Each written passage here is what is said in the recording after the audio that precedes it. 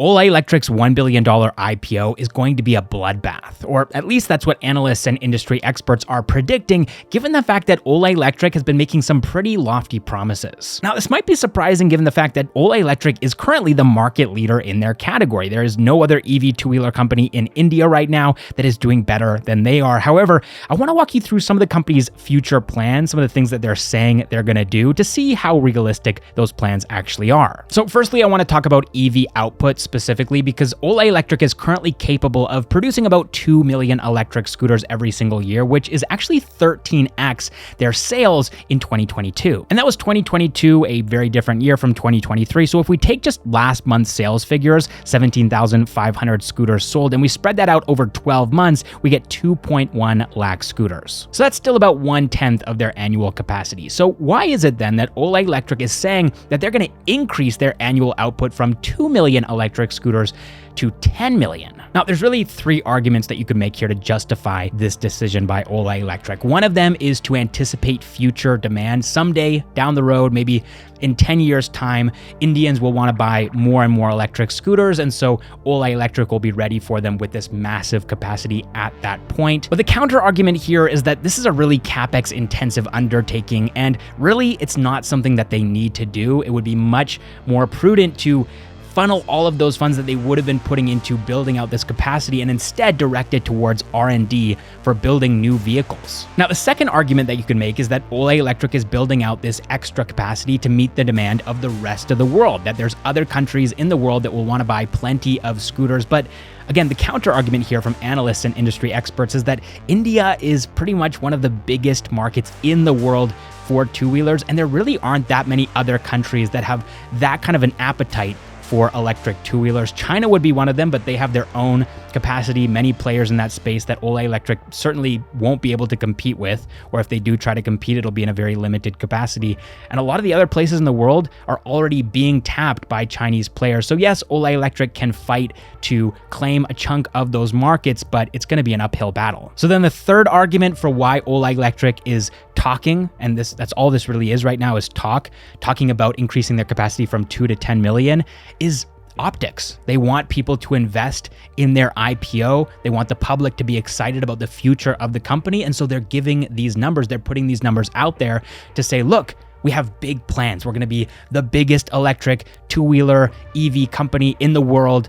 And that's why we're increasing our capacity so much. So invest in us. Now, the thing is, really, when you dive into the details on both the India expansion and also global expansion, there just isn't enough demand to even justify that kind of output. Bain & Company published a report recently which projected that between 12 and 13 million two-wheeler EVs would be sold annually in India by 2023. And also, Ola Electric currently has about 33 to 40% market share in terms of number of scooters sold. In other words, they would need to push out all of the existing players in this space and establish a complete monopoly in the electric two-wheeler market in India by 2030 in order for this annual capacity to actually make financial sense. Now, another really interesting plan of Ola Electric, something that they've been talking about, something that they're kind of hyping up here, is that they're planning to increase their battery output capacity to 100 gigawatt hours. And to understand just how massive a number that is, let's take a look at BYD, which is in the top 4 EV battery makers globally.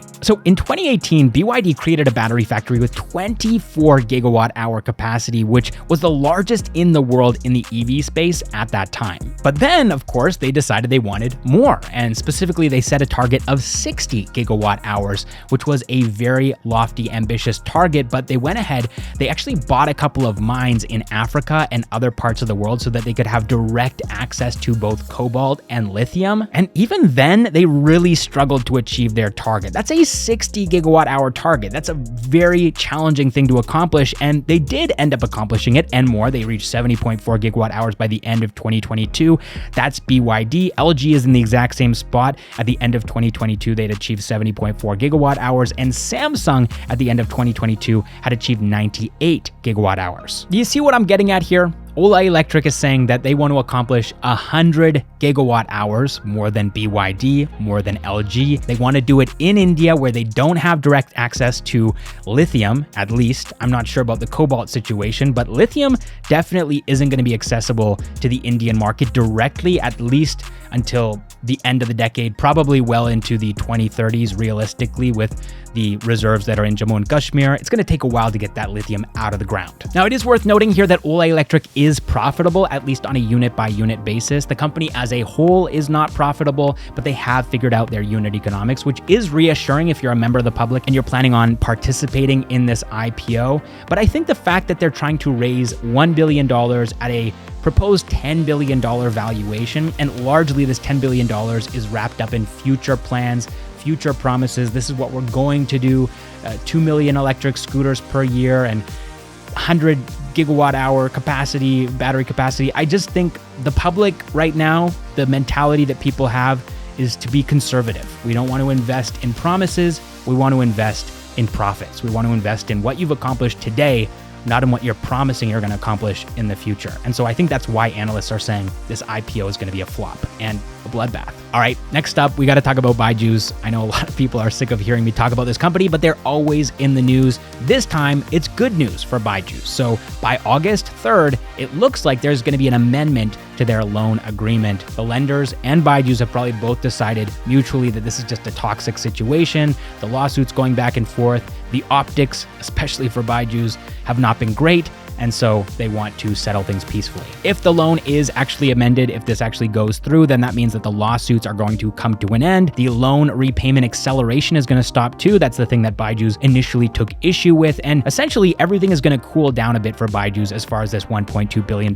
term loan B is concerned. However, all is not rainbows and butterflies for BYJU'S right now, because on the same day that this news broke about the amendment, they were actually clearing out a number of their offices in Bengaluru to cut costs. Now, of course, responding to this news, BYJU'S gave the same line as usual, which is reduction in office spaces based on changes in working policy and business priorities, which is very regular, right? In other words, nothing to see here, all is good, business as usual, which is what they pretty much always say when the spotlight gets pointed on them and it's not something positive. And the reason why I bring this up and why I keep bringing it up is it really feels like a case of cognitive dissonance every time this happens, where BYJU'S releases a statement about something bad that's happening to them, where internally and also externally, they're projecting confidence, right? To their employees, they're saying everything's good, there's not gonna be any layoffs. And then to the public, they're saying, this is business as usual, it's not a big deal, just stop paying attention to us, please. Right? And then on the other side, they're sending their employees home with their laptops and saying, hey, it's work from home from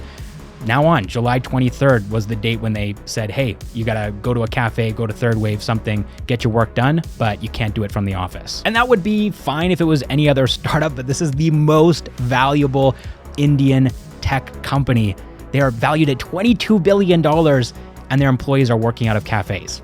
I don't know. It just, that doesn't seem like business as usual to me. Now, it's also worth mentioning that Prosus has come out and explained why their representative on BYJU'S board stepped down, Russell Drydenstock. And to summarize, it's something that we probably all knew intuitively, this representative was ignored. So they said that advice on strategy, operations, legal, and corporate governance were regularly ignored. They weren't heeded by the folks over at BYJU'S, to the point where they just decided they couldn't maintain their fiduciary duty of building BYJU'S up into a successful company for all of its stakeholders. So instead, he quit. He walked away from the board. And by the way, if you haven't seen the video that we published about the entire story of BYJU'S all the way from the early days until today, kind of explaining how did we get to this point, it's 30 minutes long. It's intensive, exhaustive, and you're gonna love it. So definitely check it out. You can find a link to it up here. All right, next up, I wanna talk about something positive because I know these last two items have been kind of negative. I love talking about Indian startups and Indian companies in general that are going global and having a global impact. And so there's one company specifically, it's Bengaluru-based ID Fresh Food. They're actually expanding now, or re-expanding. They've already entered these markets in the past, but it didn't work out, into the United States and the UK. Now, in case you don't live in South India and you're not familiar with this brand, which is largely based in the South, I'll explain what they do here. Basically, this is a batter-based company, pre-made batters for things like idli, dosa, and they also make pre-made parotas and also chapatis too. Now, ID Fresh Food is actually already a global brand. They already have a presence in the UAE, Saudi Arabia, and Oman, and they're also in the process now of entering the Qatar, Kuwait, and Bahrain market this month in July. But the big next move that they're making is re-entering, like I said, the US and UK market in the coming months. And in the United States, ID Fresh Food actually wants to make a couple of acquisitions too. So companies that are generating between $5 and $10 million in revenue, specifically in the same category that ID Fresh Food is in, ready-to-cook products or periphery categories as well. And this would largely be a product-based acquisition. These companies would already have products in the market that ID Fresh Food can start generating revenue from, but also these acquisitions would provide them with instant access to manufacturing capability as well in the United States, and also pre-existing teams of people who know each other and also work well together. Apart from this, they're also planning on launching in the next year and a half or so in the Southeast Asian market and specifically looking at Singapore. And the thing is, in India, the market that they're actually in, which is packaged batters, was worth between 600 and 700 crore rupees in FY23, and that's just a tenth of the overall batter market in India, which is between 6,000 and 7,000 crore rupees. So it's definitely a huge opportunity in India, and in my opinion, with the demand for crepes, waffles, and of course pancakes in the United States, I also think it's a great opportunity there as well. All right, next up, Rahul Yadav is in some pretty hot water because it looks like InfoEdge is actually taking legal action against him. So apparently they tried to do a forensic audit into the company's financials, but they actually weren't provided with the necessary documents from 4B to actually make that happen. And so they can't just barge into the office and take the documents that they want. So instead, they've initiated legal action against 4B's founder, Rahul Yadav, and also Pratik Chaudhary. So in the meantime, the Delhi High Court has told them not to do anything with their assets, their properties. 4B Networks can't touch that stuff. They need to preserve all of their books, records, accounts, databases, servers, and any other devices, documentation, or information that they have so that all of that stuff is ready when things actually go to court. All right, next up, Startup of the Week. So this week, I want to highlight iGoWise Mobility. This is a really cool company building EVs, specifically electric two-wheelers, that are self-balancing. So they uploaded their 60-second pitch video to our website, towardsventures.com, which is why we're giving them the spotlight this week. And also, of course, because what they're building is really cool. And I'll let the founder tell you more about it. Boss, what is this? Hey guys, this is the BYD MUV, the rugged utility vehicle for Indian roads built in India. With our proprietary narrow tilting twin wheel technology with active balancing assist, self-syncing dual wheel drive and advanced ultra fire resistant durable batteries. While we have been tackling high fuel costs, air pollution and carbon emissions through electrification, we cannot simply ignore the challenges of safety and stability in two-wheelers. That is why if we can bring the security, the comfort and utility of a four-wheeler in a narrow two-wheeler footprint, that's the way to change fundamentally the way emerging world moves. Team iGo is on a mission to build a dignified mobility accessible to everyone. Come join us in building a safe, smart and sustainable future. If you want a chance of being featured in our Startup of the Week segment, then make sure to upload your profile to our website and also upload a video that's 60 seconds or less where you're talking at the camera, kind of like a YC application, pitching us your startup, explaining what you're building, and we might feature you. All right, now let's move on to the funding news segment because I'm really not sure what Rajan Anandan was talking about last week when he said that the funding winter was over. This is actually the second worst week so far in this financial year. Indian startups, by our count, only raised $34 million.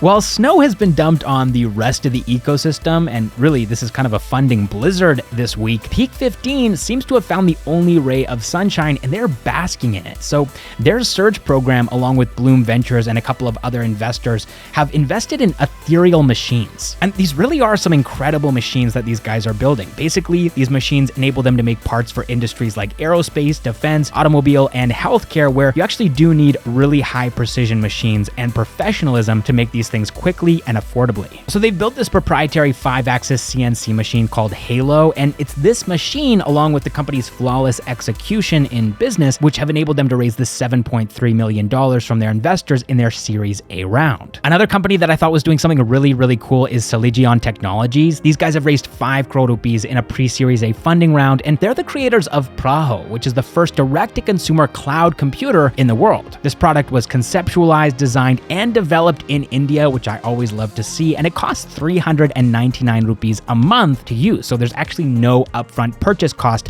for this computer. And then the last company that I want to mention here, Plotch.ai, hasn't actually disclosed how much money they raised in their pre-seed round, but it did happen this last week, and they're actually building for ONDC. They're a full-stack buyer and seller app solution, which basically they're building to increase network participants' go-to-market speed. So far they've worked with Misho, IDFC First Bank, and a number of other ONDC participants. And as they say, this is a gold rush, and they're the ones selling shovels, which I always think is smart. Anyways, that's all I have for you guys this week. Thank you so much for watching, and I'll see you in the next one.